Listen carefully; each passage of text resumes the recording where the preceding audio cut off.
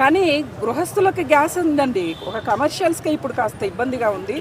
ఇవి కూడా బ్లాక్లో వెళ్తున్నాయి కాబట్టి వాళ్ళు ఇబ్బంది పడుతున్నారు అనేది మనకు కనిపిస్తుంది. మనం సోషల్ మీడియాలో మీ ఛానల్స్ అన్నీ కూడా మీరు టెలికాస్ట్ చేశారు. కాబట్టి ఇబ్బంది ఉన్నప్పుడు మనం సర్దుకోవాలి. ఇంట్లో ఆర్థికంగా కానీ ఏదైనా ఇబ్బంది వచ్చినప్పుడు ఎలా సర్దుకుంటామో ఇది కూడా సర్దుకోవాలి. ప్రభుత్వం 3 సిలిండర్లు సంవత్సరానికి ఇస్తాందో 5 ఇస్తాందో ప్రభుత్వానికి కూడా ఇబ్బంది కదా.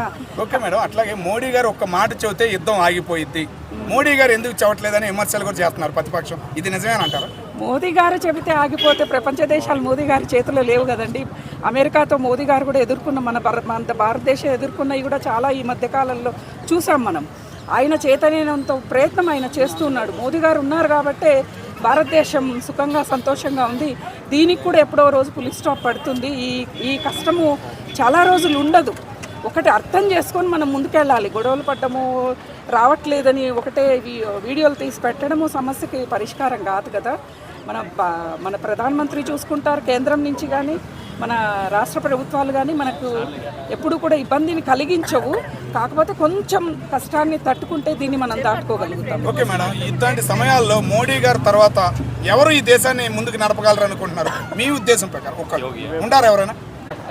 మోదీ తర్వాత అంటే అండి మనకి బీజేపీ అయితేనే కొంచెం బాగా సమర్థవంతంగా ముందుకు తీసుకెళ్తుంది అనేది ప్రజల్లో బాగా ఉండిపోయిన నమ్మకం అన్నమాట. కాబట్టి మోదీ తర్వాత అంటే బీజేపీలో తర్వాత యోగి గారే వస్తారు.